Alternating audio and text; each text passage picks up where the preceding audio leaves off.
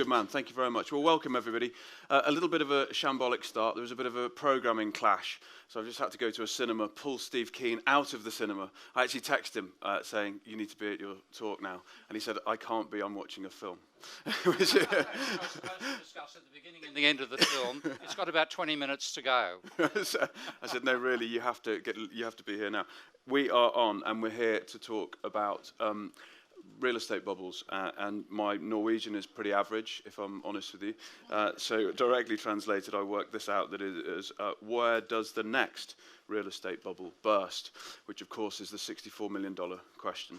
And walking us through that is Professor Steve Keen, and also now Harald Magnus Andreassen. Is that decent Norwegian pronunciation? Can I have that? Okay. Yeah. And everyone in from Norway, by the way? Anyone in from overseas? Where are you from, sir? Wales. Okay. Wales. Yeah. Okay. Wales? Oh, well, good luck tomorrow in the rugby. Anyone else? Anyone else from overseas? No. I thought you were going to say, but you look beautifully Norwegian.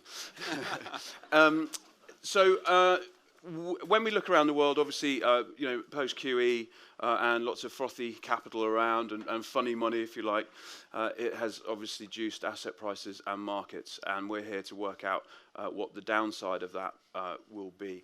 So, Steve, let's start with you, if we can. You are one of a handful of economists who perfectly predicted the 2008. Imperfectly predicted. Well, as in you had the model that Almost. almost perfectly. I did too. Both of you. Sure. So we've got two absolute clairvoyants here who are going to. On average, we're perfect. So listen, right? We're going to end today with a date of when the Norwegian bubble bursts, and if it's wrong, legal action, right? You were one of a handful of economists who used the model to predict that 2008 would end in the way it did, i.e. we fell off a cliff globally. When you look around the world now with that hat on, what do you see? I see something, I think David is actually talking on this later, Japanification. The line I used back when I wrote Debunking Economics in 2001 was returning Japanese. So Japan went through exactly the same process back in 1980 to 1990. It had what they literally call the bubble economy back in that period. House prices went, well, pardon the pun, through the roof. So did the share prices, and literally the bubble ended on the 31st of December 1989. So I can predict that one accurately. The reason being that that's when the bubble was mainly in the stock market, but you might remember comments at the time, if anybody here is old enough for that, that the value of the Imperial Palace in Tokyo, which you can run around for an afternoon run, it's about maybe 6 kilometres around the perimeter. The value of that land, if you could actually have sold it at the average price of Tokyo, was worth California. The whole of California combined. The whole of California, okay. Wow. That was the retail value. Now, at the time, I remember seeing I'd already been working in the area of what's called financial instability, so the work of a guy called Hyman Minsky, whose 100th birthday was about a month ago. He died about 25 years ahead of the schedule, but the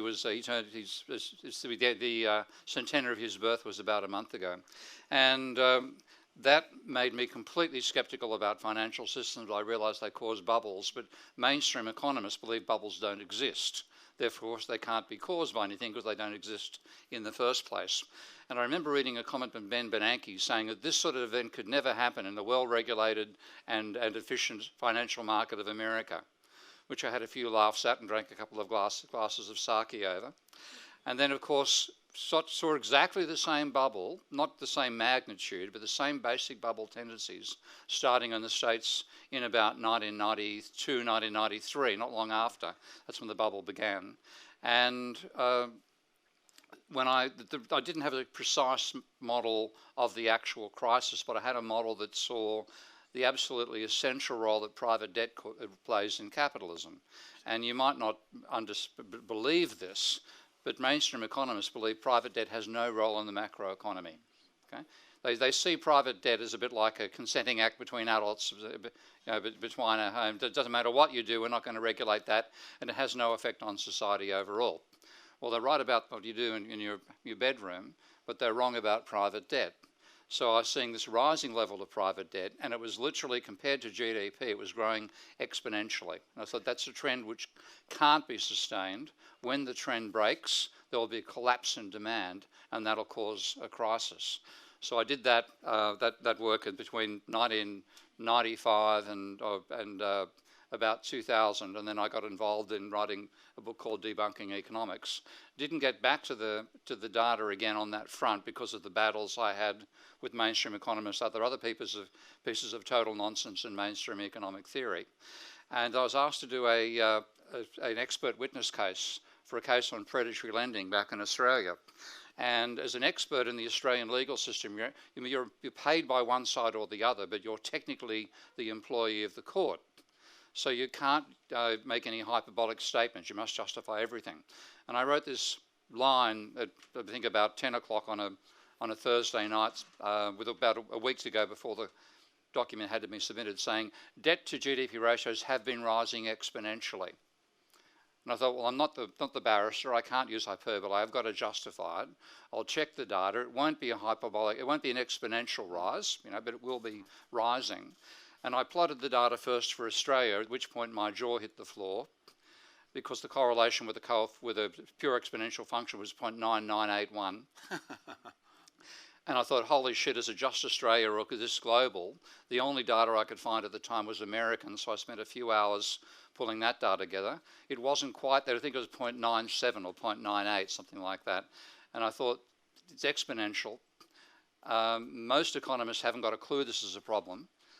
Somebody has to warn about it, at least in Australia, on that someone. So I started making that case back, literally, I think it was December 16, 2005, when I started warning about it, not being able to give a precise date, but saying that trend has to break, and when it breaks, there'll be, given the level of debt that I saw, the biggest financial crisis since the Great Depression.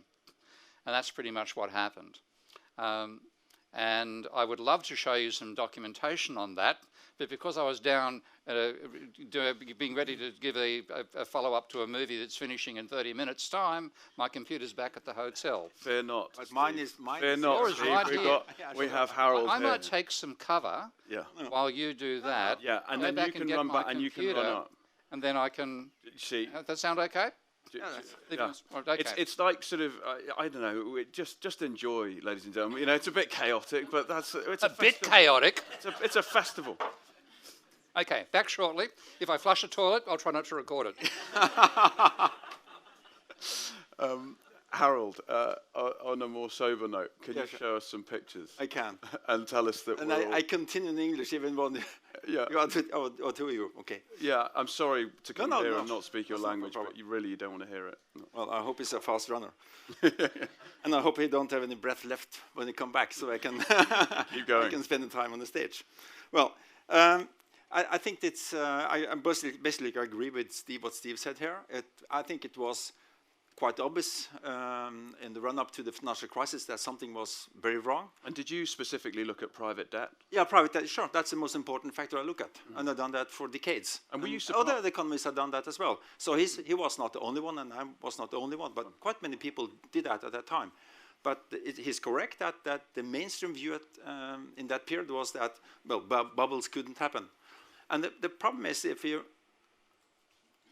Oh, there we are. Thank you. This is just I have one bad news and one good news for you. The bad news is that there are bubbles in housing markets. These are just, and you don't have to look at all of them, in different countries. All major countries are here, and all of them have experienced one or two big crises in the housing market since the 70s. And prices have fallen something between 20, 30, 40, or even more %. And this is the normal. But people do not recognize that this is the normal. It has happened time after time, but people don't think it can happen again. The same thing with the stock market, by the way. The Norwegian stock market is very volatile. It usually 40, 50, 60% every fifth year. But it seems impossible for many people that it could ever happen again. And that's strange, because we don't learn anything from history. So this is the bad news. It has happened before, and most likely it could happen again. The good news is it won't happen here. When you say here, That's Stavanger. Okay. Because it has already happened. And the good news is, by the way, that, well, you felt the pressure, you felt the squeeze, but you didn't die. You survived. These are, if you can, possible to see it here. This is Stavanger prices. And these are real prices. I take away inflation, and I compare for the other countries, or not the towns, but the other countries here. They are rebased, so they are equals 100 before year 2000. So they are the sort of normal level here from the 70s until 2000. And then the housing bubble blew up, and it burst. This is the bubble. No, that should be a red one. The bubble countries. That's US, together with UK, Ireland, Spain, and many, many other countries. Prices fell sharply. Some few countries continued, and Steve is not here now because Australia is one of them. And Stavanger had a strong boom until 2013, and now it's down here. The point is that real prices in Stavanger now is back to where they came from in 2007. The nominal price level in Stavanger is now the same as in 2011. But that's not the important point. The important point is, this is my basic idea. Still at this price level, you are building quite a lot of new homes. Why? Of course, because it's profitable. People would not have built new homes today if they couldn't sell it at a price that was high enough, competing with existing home prices, which you're measuring here. And that's quite fascinating, because we have seen a huge decline in prices, real prices back to where they came from a long time ago, but still it's profitable to build new homes. By the way, it is in these countries as well, and here. And no doubt in Norway, in aggregate, profitability for new home building is very high, since Old Father created this land. Until we can put a house upon it and sell it, there's a huge profits to be made. And in the end, supply side will take this market down, as supply side does in all other markets. This is the basic economic understanding how such market works. It might take time, but that's the idea. And even, as I said, in Stavanger, where prices are sharply down, still construction is profitable. And how long will that continue, in your view? How long will that profitability within the construction? And that's the point. It takes time to build new homes, because every year you just build a small proportion of the stock. So you can build quite a lot for a long while without overbuilding the housing market. If it's in shipping, it takes 2 years. If it's in housing, it can take 10 years or even more, based on history. So this is the good, but this is the good news for Stavanger. There might still be some downside. Well, I got this is in small letters, but I often quote it myself, of course, when I'm in Stavanger. You used to be number 2 in Norway, just behind Oslo. Now you are number 11. You are behind Bodø, including Fauske, for those who know that area. But you are above Hamar, though included Stange.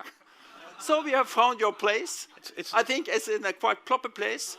It's not football, this. No, it's not football. This is housing. This is housing. And by the way, if you any retail, any people working in retail trade or shops in Stavanger, well, what happened? This is Rogaland, and this is our house prices in Oslo versus Stavanger. So prices in Stavanger has fallen sharply versus Oslo. At the same time, and quite at a similar timing, retail trade, detailhandel, in Rogaland fell sharply. And that's how it works. When times are good, house prices are high, people feel rich and they go buying things. And when house prices are declining, they don't feel just as good. And they often start to save. We haven't seen any growth in lending to households in Rogaland for a while, and guess why? The good news is, though, that you have survived. Unemployment rose, but after a while it has now fallen. It started to decline even before the oil price or the oil investments came back. But it shows if this should happen in Norway in total, that wouldn't be that easy to handle. And that was exactly what happened in Norway back in the end of the 80s and starting up in the 90s. House prices fell some 40%. That was the huge one in Norway from 1987 until 1992. Prices fell by 40% in real terms. And that created the banking crisis. sharp increase in unemployment, and that was happening in the financial crisis in the rest of the world. We had a huge crisis due to imbalances built up over the previous years with debt and high house prices. And contextually, what was the drop this time in Stavanger? In comparison to that 40%? Sure. It's a decline in 13% in nominal terms. From the 13? 13 in nominal terms, but in real terms, it's 25. So that's, well, that's something. That's something. And that's why, of course, if I should buy a home in Norway for investment purposes, well, I wouldn't buy it anywhere and if I don't have to, but if I have to, I will buy one in Stavanger. Instead, I could put up Oslo. Stavanger is here now below on this index, below 100, and Oslo is close to 200. So the price level in Oslo is now twice Stavanger. By the way, the same happened in, but it's not here, in Perth. Some few years earlier, you had some trouble with coal and so forth, but it's exactly the same picture within Australia, like has been in Norway. And is there any link? Because Perth is a mining town. This obviously is an oil town. Yeah. How would you make the link between quite simple. The Chinese demand for mining falling off? And and that was a Chinese story, not falling off, but it started to grow slower. And what's the Norwegian story for Stavanger? That's oil. We are the oil capital in Norway. So even before the oil price fell, Stavanger housing peaked in 2013, 1 year before oil price fell, because it was oversupplied. And oil companies started to cut investments before the oil price started to decline, because investments were far too high and too expensive. So we had a 40% drop in oil investments. Right. Huge decline. 5% of GDP equaling decline. The decline in oil investments equal 5% of GDP, from 10 to 5, cut in half versus GDP. And that much of the same happened in Australia in mining. Without being pedantic on this, but one of the things you mentioned earlier is about confidence. And you often hear economists saying, "Oh, well, it's consumer confidence." But is it as much credit? Because I don't often see people outside shops going, "Oh, I feel quite confident today. I'm going to go and buy something." You think, "Have I got any cash, or have I got access to credit?" So it's deteriorating credit conditions, surely. It's part of that's the transmission mechanism in the economy.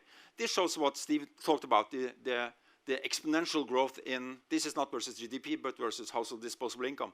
And we had a quite similar, as you can see, increase. These are the bubble countries. I call it in super cycle countries. It's Norway, Sweden, Australia, and Canada. They are so similar. And the main point is quite simple. I'm not debating what happened before here, but what's happened here. We got low interest rates in Norway, Sweden, and Australia, and Canada, without having any crisis in the economy. We had a shallow downturn during the financial crisis for different reasons. I won't go into them here. But in the following years, we built up debt in a fabulous pace, just like we had an increase in house prices. The others, they recognized here in 2007-08 that something was wrong, and they now have spent 10 years paying down their debt. But even though they pay down debt, the good news is that even in this period, we have seen a sharp and unprecedented decline in unemployment, and employment rates in most countries are record high. So it has been possible, even though we have repaid debt, to have a decent economic development over the past 10 years. The reason why GDP growth has not been that strong in headline numbers is quite simple, because productivity growth has been slow, and I doubt that has much to do with the change in the credit cycle. But as Steve said before he left, this was not sustainable. It was so easy to see it, not at the timing when it should fall off the cliff, but it started in late 05, in fact. The peak in the housing market in the US was late 05, early 06. And 2.5 years later, we had the financial crisis. So what is happening at the top of the super cycle now? That's funny, because what's happening, just specifically to the Scandinavian that's Scandinavian. It's not Denmark. Denmark is here, so this is not a Scandinavian story. This is Swedish, Norwegian, Australian, and Canada. Okay, Canadian. I cannot include New Zealand as well. Okay, well, we're in Norway. Just the Norwegian story then. What's happening to the consumer now? Are they tapped out? Too much debt? Well, interest rates are very low, so they can stand it. But growth in debt is now slowing, exactly at the same pace in Norway as in Canada, Australia, and Sweden. For God knows what reason, but it happens now. And we have seen also that, and here's the debt ratios for different countries. Australia is still on the way up, but it's starting to flatten out here. Norway is flattening out somewhat. Denmark and Netherlands has been far ahead of us. We are now going for the gold position. In the third quarter, we are at the top. No doubt. Yeah, sure. And that has happened in Norway, even though we have had harsh regulation of lending from banks. The 5 times loan to income, 85% loan to value of the value of the home and your gross income. Without this regulation, without this cage, we have seen the birds just flying up and away. Without regulations, we will have a bubble and a debt crisis in Norway like hell. But thank God, or the Baltersen in the financial authority, that was prevented. Because interest, and that's the point, interest rate in Norway, as in Australia, Canada, and Sweden, has been way below a level that will stabilize households in this period. Right. And that's why we have built up all this bloody debt. And the funny thing is, of course, that these are the house prices. These are the debt cycle, and this is the house pricing cycle, quite similar until 2007. Then we continued, but now we are all on the way down. Australia in the lead. But both Sweden and Canada are following suit now. But area specific, Stavanger, you say led the charge, as in this bottomed out first. So what's happening in the rest of Norway? Is it still in bubble territory? Yeah, sure. Most of the country is, especially Oslo. And the prices are high compared to where they came from. But basically, in Norway, there's just a Norwegian story, and there's an Oslo story and a Stavanger story. The rest are quite equal. Perhaps Kristiansand as a town on the south. That's quite, if I took other towns here, they will be quite similar to the national average. But the only thing that has surprised me, in fact, is that house prices have appreciated somewhat, again, in the bubble burst countries, like US, UK, Denmark, and others. They're still, in real terms, below the level where they came from. But this is a bit worrying that house prices are coming up again. On the other hand, they're still not taking on more debt. Most people in this world has paid down their debt drastically over the past 10 years. So we are the exception, together with Steve's people. The paying back of the debt in the UK is very, very painful for an awful lot of people. So it can be done, but the quality of life in Britain is really bad. I haven't lived there for quite many years, but it's hurt an awful lot of people. The rich have been fine, the wealthy have been fine. The value of their investments has gained. But a lot of these people are foreign investors. They're not the average British people. So yeah. Did everyone hear that? So basically, it's been very, very painful in the UK specifically to pay down this debt since the crisis 2008, and a lot of the British people have been doing that. Workers have been doing that, and of course, prices have come down a little bit. And what's happened, I think this is the logic, that foreign investors have come in and started ramping those prices again. But that's a small part. That's a smart part of London. If you look at the country, that's not the story. That's not the foreign buyers are not important for the total UK market, I think. But I agree with you that it has not been a dance on roses for all people in the UK past 10 years. But unemployment in the UK is the lowest in 40 years. Employment rates have never been higher. The wages are awful. No, they're increasing by 4% now. They're increasing fast. Well, but I think many people, we can't take all discussion. UK is not a perfect society, but it's better than it was 10 years ago. Hang on. Well, we won't go into that. that's my privilege here now. But I'll show you an expert on the UK. I'll show you. Meanwhile, I'll give you my ideas on Norway. Hang on. So, but what's happened to wages here in Norway?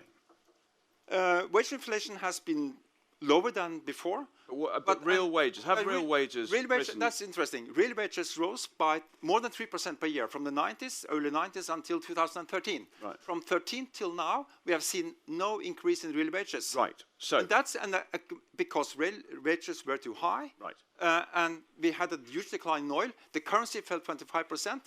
Inflation came up. Yeah. Wage inflation came down. All right. But we survived. That's an adjustment. No, we've all survived, I know, but it's about thriving. It's about surviving and thrive. So, so can people be? So in the UK, can people be people must be forgiven, surely, if their house price is going up and their wages are stagnating, for just allowing the bubble to continue.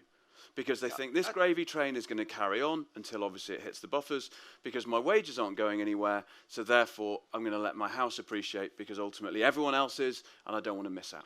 Yeah, of course I'm worried about that, because debt has been increasing, savings have fallen somewhat, but are not as low as they were back in 2008, and miles above the level we had in 1988, before the bubble burst in Norway 30 years ago.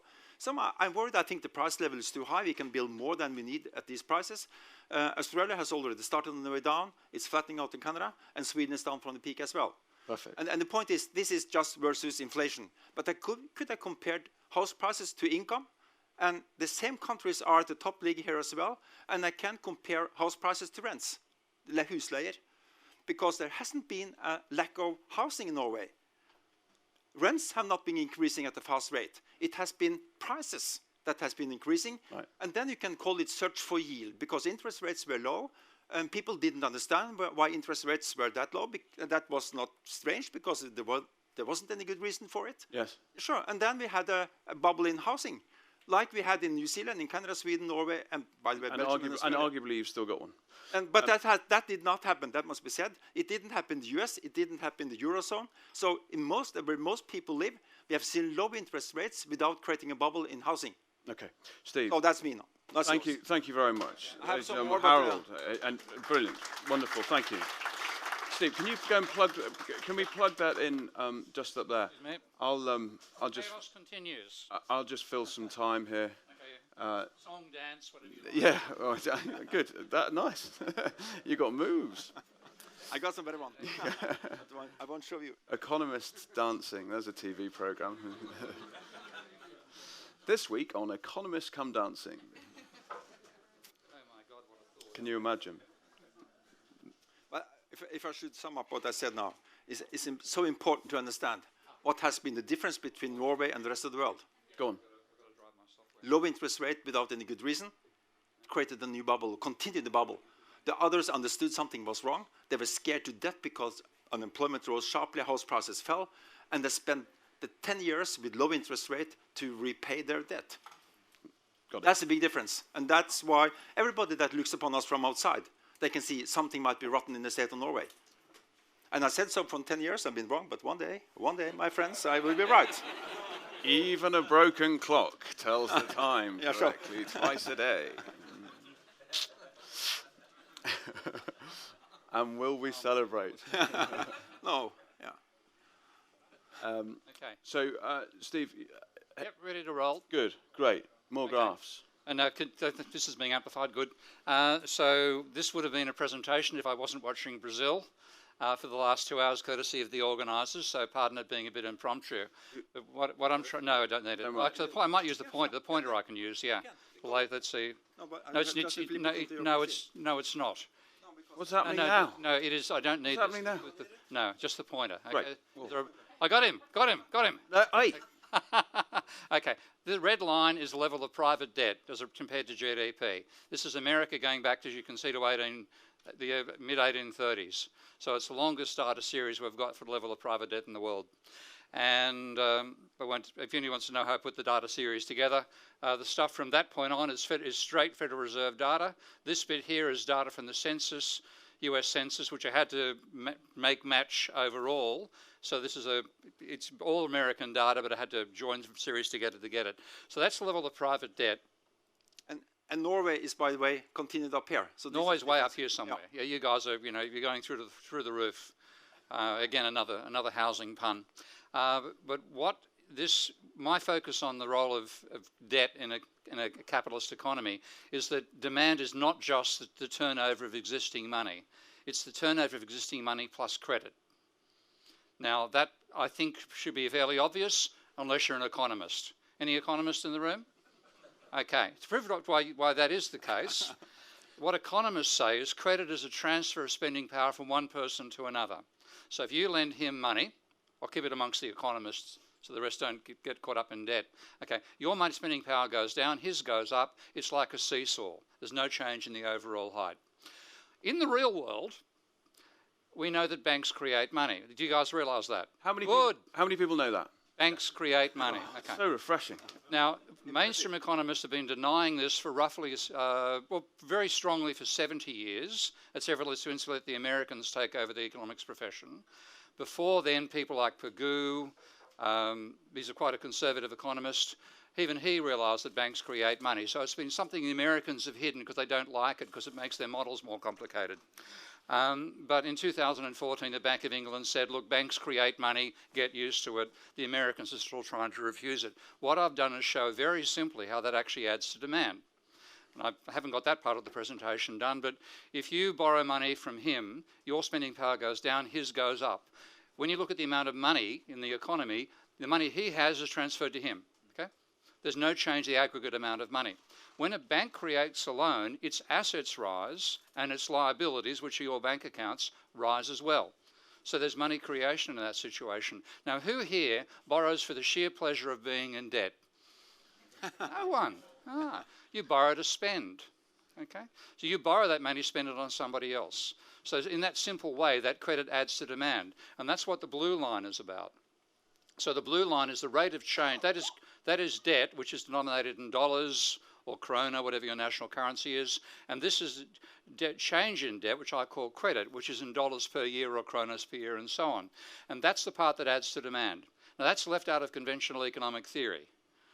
And you can see the level that it reached in 2007, which is when I was looking at this. It does fit an exponential. It doesn't quite look as good as the Australian data. I'll show you that in a moment. But that's basically an exponential rise in the debt ratio. And about this point, I said it can't continue. It has to break. When it breaks, there'll be a downturn because credit demand will go from massively positive to negative. And that's what indeed occurred. It went from 15% of GDP there to minus 5% there. That's what caused the crisis. It's effectively a 20% fall in GDP. Now, it's not GDP just spent on buying beer and watching movies when you're supposed to be giving a talk. It's mainly buying assets. Most of that money is borrowed to buy assets. So the first markets to collapse were the housing markets. Demand for assets is fundamentally, the demand for housing is fundamentally new mortgages. Most people, given certainly the level of debt we have now, most money you spend buying a house is borrowed money. So the monetary demand for housing per year is new mortgages per year. If you want to convert that into a demand for physical houses, a simple way to do it is to divide by the price level, and what you've got is therefore a flow of demand for the number of houses per year. So that gives you a relationship between the change in mortgage debt, or which we can call new mortgages, and the price level. You therefore get a relationship between change in new mortgages and change in the price level. Pardon, my computer decided to take a bit of a break. Hang on a second. Pardon me. I created a window accidentally by pressing that. So most of this credit volatility turns up in the asset markets. And just to go back and show how important this is, by the way, this is the elephant in the room the economists don't even know exists. And that's why they get so wrong about macroeconomics, because you can see this dotted line here. That's when credit is zero. So the rate of change of debt is 0% of GDP. You can notice from 1945 all the way through, we've had positive credit. Now, if you go back before that, you see that during the 1800s, there were many episodes of negative credit. Okay? So since the post-war period, positive credit all the way through. Secondly, notice the two other points where there's massively negative credit. That, I won't give any trivia awards, but who can tell me what that is? The Great Depression. Okay? This I didn't even know existed until I did this data. I plotted this, I put the long-term data series together, found the rate of change of debt. I thought this was probably too low to cause a crisis. Then I saw that the rate of change was as much as minus 10% of GDP. That's called the Panic of 1837. I recommend checking Wikipedia and seeing what it's about. That's why Americans are assholes. Okay? Because that's what shaped American personality. That period there is when you had all your robbers, all the cowboys, all the sort of conflict. That began in that period. That's shaped American culture dramatically. We still haven't got over it. We've got Trump back up here, aren't we lucky? So that's what gave us the financial crisis as well. So what I've been trying to do is find a logical explanation for some of the conundrums you've noticed yourself here. And one of those conundrums was, why do we have, can we have, as we've seen in America's case, falling debt and yet rising house prices? Okay, that's what you're mentioning a moment. There's a number of situations like that. Yeah, plenty of countries where it's happening. It's because it's actually not the level of debt, not the rate of change of debt, but the rate of change of the rate of change of debt. Now, our minds can't cope with that. You know what it feels like to accelerate. It's really good fun, isn't it? Unless you hit a wall, okay, which is negative acceleration. Okay, that's what we went through. So that dynamic of acceleration of debt is what causes house bubbles. And you can have accelerating debt even if you're slowing down. You can be slowing down more slowly, therefore you're accelerating. That's why it's so puzzling to work out. But we haven't seen any acceleration in household debt growth in the U.S. over the no, it's well from the bottom, yeah, from the trough, yes, but not recent years. Here's your explanation coming up now. So this is another software package I've invented, which I haven't yet finished designing, so it's got a few kludges to it. But this is again the same data I've shown you for America going from 1945 forward. There's the downturn. What I've got here, the black line there, is credit. The same thing I showed you beforehand, the blue line. The black line is credit. Now the red line is obviously going in the opposite direction. That's the unemployment rate. When credit goes up, unemployment goes down, and vice versa. Now the bottom one here is the change in credit. That's the acceleration thing I was talking about. What's the red line? It's property price inflation. I think you can see the correlation. So what we've got, even though we've had a period of declining household debt, and I'll show you that. Just give me a second to run the software to make that happen. Hang on.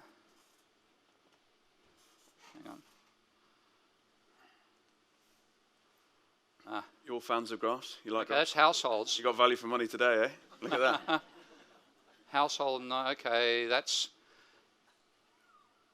household. Is that still the United States? Okay, that's household and non-financial. Let's see. Okay. Steve, is this amalgamated global data? I can show but I've got 43 countries here. Yep. Not amalgamated, but I can show it to you. So what you've got is all this dynamics of debt going in up and down directions. You can have falling household debt and it's accelerating at the same time. And that's what's driving the dynamics in house prices. And is that the thing that people can't get their heads around? Is that why there's cognitive dissonance out there? Because yep. you can actually still have accelerating falling debt. And yeah. people in the economy saying, I don't quite know what's happening. Why are house prices going up when household debt's falling? I don't understand. That's the reason. So, and that applies on every country on the planet. So, variations in how strongly it applies, but I'll just go and show, let's go through a few countries here. I did mention Japan, so let's take a look at Japan. You got Norway? Oh no, why show Norway? Too small. Okay, you want Norway? Yeah, okay, helpful. right. Okay, there's Norway. All right. So talk us So again, the dynamics aren't quite as strong as in the American case. America's such a self-contained economy. Even Trump's complaining about exports and imports. It's so self-contained. Its own data gives you most of the dynamics. You guys have got such large exports, it gets confused. But the same basic relationship is turning up here. When household credit goes up, house prices go. When the change in household credit is positive, which is the change in household debt, prices go up. When change in household debt is negative, they go down. So you can have by the way, I did the logic behind this, but I did not do the first empirical data on it. A guy called Michael Biggs did. I've got to admit, one time in my life, cowardice, because I knew this relationship applied intellectually, but I was almost certain the data would be so poor that even if the relationship was there, I couldn't find it in the data. Well, bugger me, a guy called Michael Biggs published a paper called Phoenix Miracles, or Phoenix Recoveries, rising out of the ashes. And he found this correlation. I kicked myself on the backside, and I congratulated Michael for being the first to do it. But this relationship has been in the data and understood by people who understand credit for 10 years. But the mainstream of economics is still ignoring all this stuff, and that's why we continue having housing crises. I'm using the second derivative as well with credit versus house prices, but still, I think this one for Norway is not households; it's a total private sector. Total private. I'll show you household debt if you like. Hang on. And GDP, if you use it versus GDP, that's a problem as well because oil is important, but it doesn't influence the domestic economy. So I think for Norway, there's a better chart if you include just households. That's households. That's households. And then we have some problems with the income statistics, which I think you can see the strong relationship there. And you have a line here more straight up forward because it's still increasing, until now at least. Yeah. So that's the basic dynamics. So can you put in a nutshell, we've talked us through the logic, what's happening across Norway at the moment in one pithy, in a tweet? Well, A single tweet. I'm looking at the lines on my own graph there, and the credit line is the black line in the bottom left-hand corner. It's heading down, so I'd say house prices are likely to start falling. Though not necessarily a lot, because you haven't got the same scale of positive credit demand turning negative. Because if you jump off a cliff, it really matters how high the cliff is. Okay, America jumped off a 15% cliff to -5, 20% fall. That was pretty dramatic. Your level of credit is fairly low right now. Even having a downturn won't necessarily be disastrous. But for that reason, the analogy I use for the whole global economy is we've turned Japanese. Okay? We're stuck not in what the mainstream calls secular stagnation, where they blame kids for not having, parents for not having enough children, and engineers not having enough ideas. That's their explanation for economic crises. There's too much credit, there's too much private debt. Credit demand is therefore quite anemic, will never particularly recover. If you want to have a recovery, you've got to write off private debt. Steve, thank you very much. But still, if you look at households in many countries, they have repaid quite, or reduced the debt burden versus income quite sharply over the past 10 years. And the housing and demand in the US is strong. Household consumption in UK has been okay, as it has been in Norway, even though we have adjustment to the cost level of wage level because it was a bit too high and we had to adjust due to the oil downturn. But still, in the UK, the figures and what's peddled by the government and what's happening on the ground are two starkly different things. I believe in the government. Do you believe in the British government? No, not in Boris, but in You're others. a brave man. Have you not seen those Brexit negotiations? I have, They're but all I said lunatics. until that. Ladies and gentlemen, some questions from the floor, if you have any. It's rare because we've got two economists in the room who broadly agree with each other. Sure. Have you ever met two economists who ever But agreed on anything? But I'm not sure we need a huge debt forgiveness. Okay. Yes, exactly. I don't think. Oh, you see, I broke it. Now they're Then we disagreeing. disagree. Yeah, then Great. we disagree. Okay. It's all going so well. We've got an American actually in the room who you were pretty derogatory to Americans earlier. David true, Graeber's standing back there. No, he's only an honorary David, American. the UK. Okay, I was going to ask a question since you were saying, well, you believe the government figures in the UK, people are doing much better there.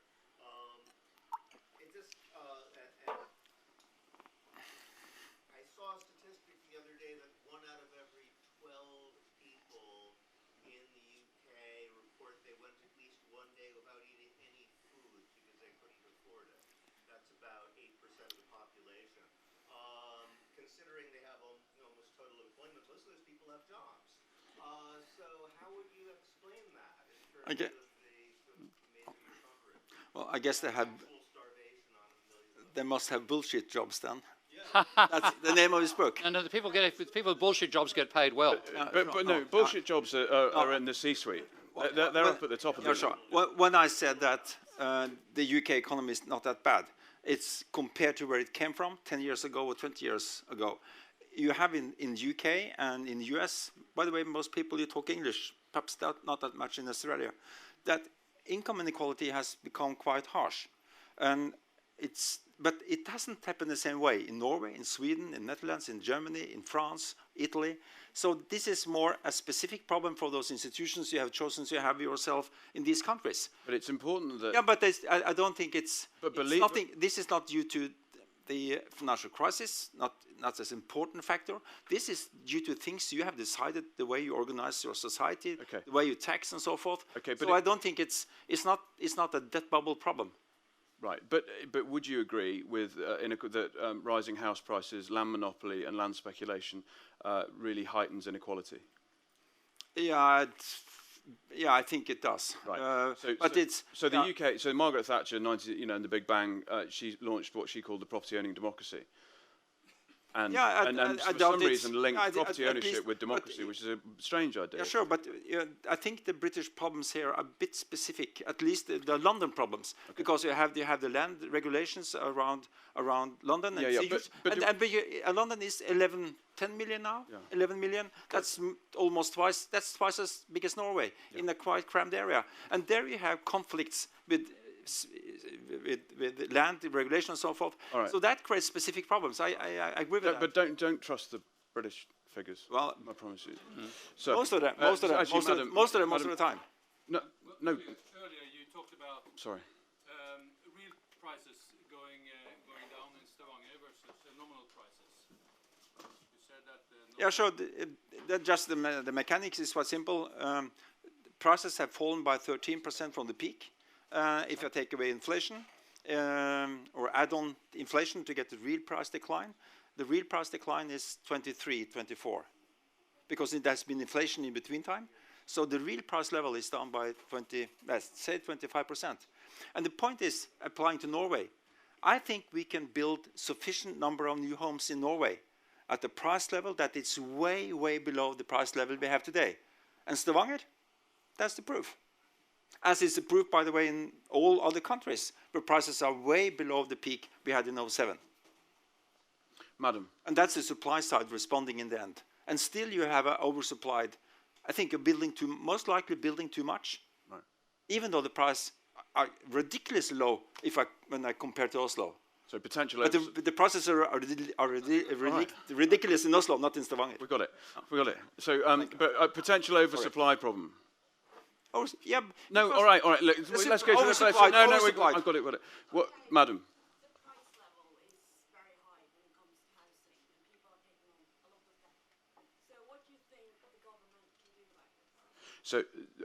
So the price. So just repeat the question so I didn't hear the first bit. Price level of housing very high. What should the government do, or what could the government do about that? Well, local governments supply enough new land for building.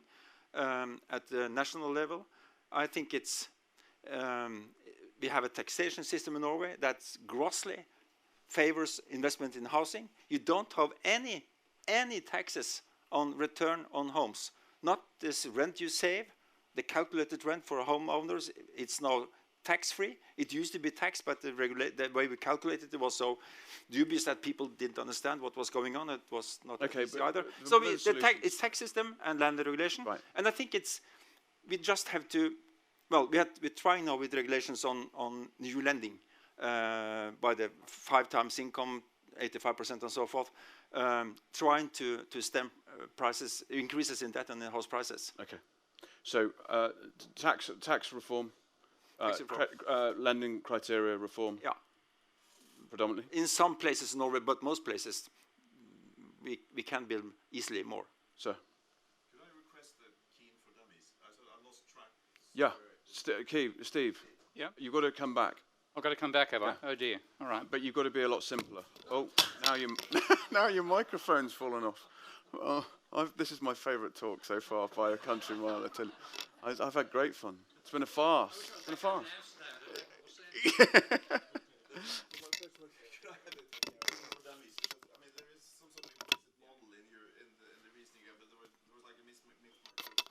Okay.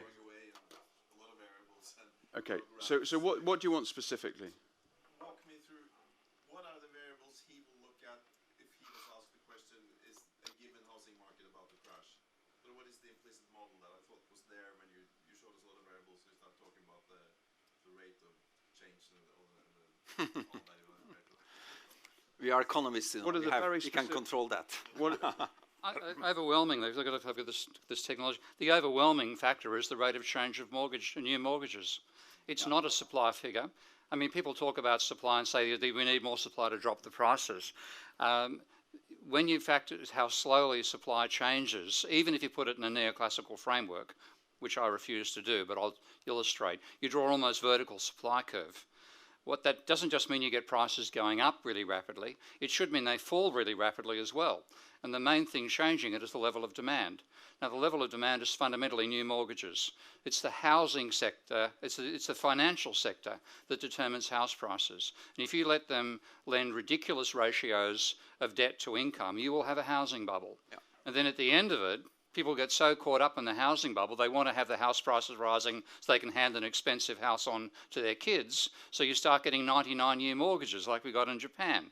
etc., etc. And then to finance them, we end up sending the family house, or maybe the parents have to go and get what they call a reverse mortgage. Well, in reverse mortgage, you don't just pay interest on the debt. The interest you don't pay gets added to the debt, and you pay interest on the accumulating factor as well. It ends up ultimately the finance sector owns everything, and your economy is screwed.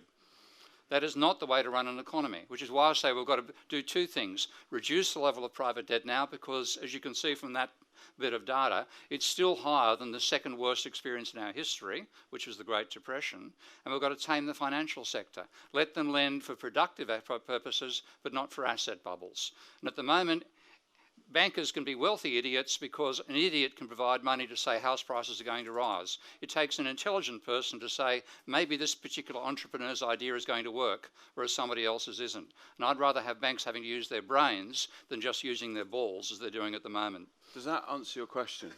Yes, thank you very much. Pleasure. That great. And I agree that credit, not I also don't supply things that the New government mortgages. can do, but it's of course it's not of course, but it is the debt cycles that are driving property markets. Period. Yeah. Wow, you agree on that? That's a good thing. Any more questions, ladies and gentlemen? Anyone got anything else? Any more for any more? Final thoughts, Harald. I bet you've got a final thought. No, I think I said enough. No, whoa. But the point is that well, I don't know where the next bubble will burst. Australia is now down some 10%. Country-wise, its bubble's been revived. There's two things. Mortgage debt can cause house prices to change, and rising house prices can encourage people into debt.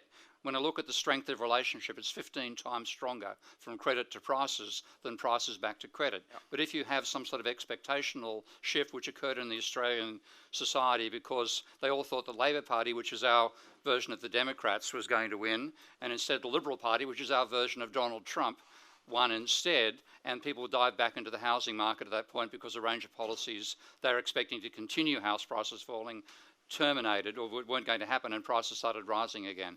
But again, the ceiling is the level of household debt, and we're more indebted, we're more enslaved by debt than I think any population in history. And then that's a very good thing you said, because in 2 hours at 7 o'clock, you and David Gruber will discuss this further on, and I will be just the moderator. There you go. And Victoria Salen at 7 o'clock. Okay. Then we have I'll be there on time. With that. So far as I know, I'm not introducing a movie at 5. Ladies and gentlemen, Steve, Harald, thank you very much, guys.